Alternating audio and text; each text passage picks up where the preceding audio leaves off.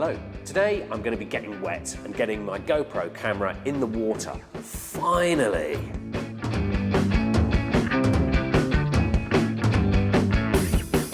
Adorama TV presents Capture the Action with Martin Dorey.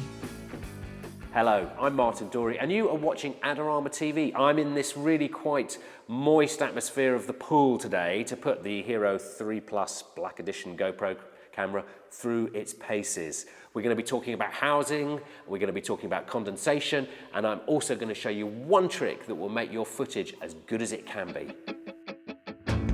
Martin Dorey here. Don't forget to check out Adorama's latest competition to win some amazing prizes.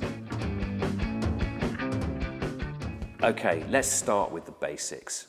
Your camera isn't waterproof, but you knew that, didn't you? Okay, and that means you need to keep it dry, and that means any drips, any splashes, or putting it in the pool is gonna kill it.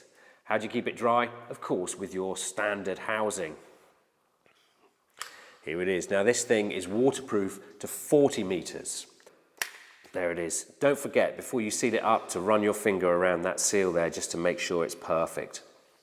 Also, before you seal it up, we need to talk about condensation. Now, taking your camera in cold or humid environments, or taking them from changes in environments, from a hot environment to a cold environment and vice versa, you can get fogging on the inside of your case, and that will ruin your shots, as you can see here.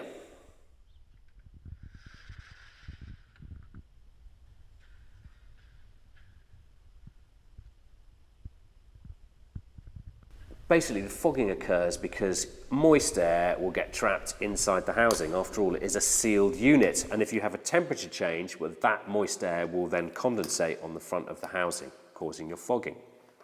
One way of getting around this is to make sure that the camera and the housing are really dry before you put the camera in. So that would mean taking it out of a moist atmosphere like this, drying it off with a hairdryer maybe, putting it back in, sealing it up, and then bringing it back in here.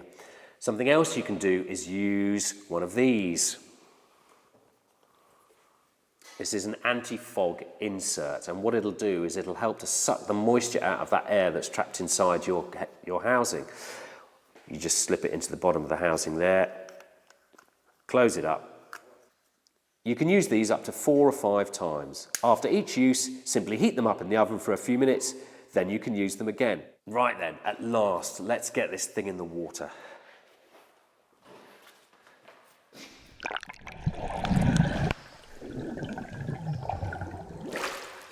Right, okay, now we're in the water.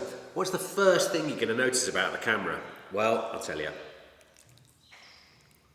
It's not going to float. And you could be saying sayonara to a very expensive piece of kit. Bye-bye. So how are you going to avoid losing your camera in the water? Well, one thing you can do is to use one of these, a floating handle. It really is as easy as it seems. Got a hand grip as well, so it's really handy for that. And if you lose it, it's gonna float and you are gonna be able to find it, we hope. Of course, I wouldn't recommend using it without the wrist handle, but it'll give you some great shots.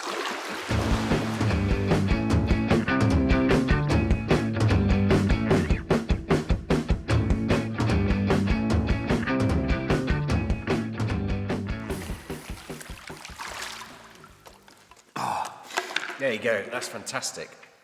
But what about if you're mounting your camera on a board, surfboard, wakeboard, anything like that? What happens then?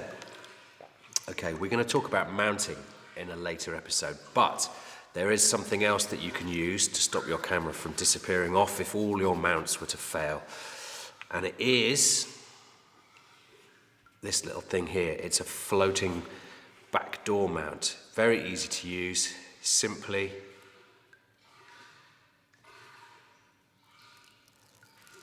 peel off the sticky, make sure your camera's dry, stick it on the back door,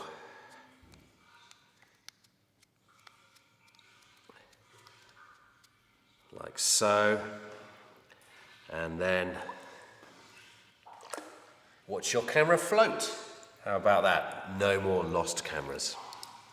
Okay, so we've got one final thing to talk about, and that's lens spots. This is really important. See these little droplets of water on the lens? They might not look like anything, but they will completely ruin your shots. More likely than not, they're going to be over someone's face, ruining the whole thing. Why does this happen? It's down to water surface tension, which forms droplets. Now, the way to get over this is to break the surface tension, so to create a really glass, smooth finish on your camera by using a water repellent. You can buy them from car repair shops. Another technique, which is quite rough and ready, but very cheap, is to do this. Lick your lens, and you will create a microfilm of spittle on it, and that will hopefully keep your droplets away. There you go. Away we are.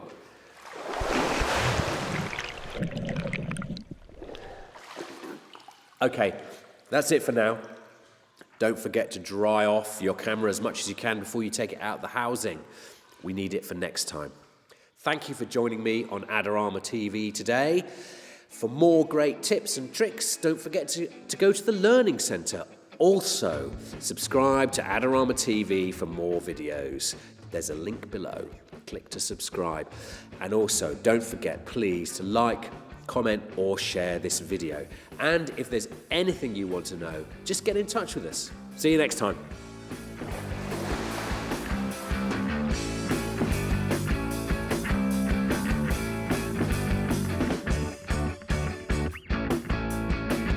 Do you want great looking prints at low cost? Be sure to visit our easy-to-use online printing service. Adorama Pix has professionals who treat your images with the utmost care that you can count on. For a quick turnaround on photos, cards, or albums, use AdoramaPix.com.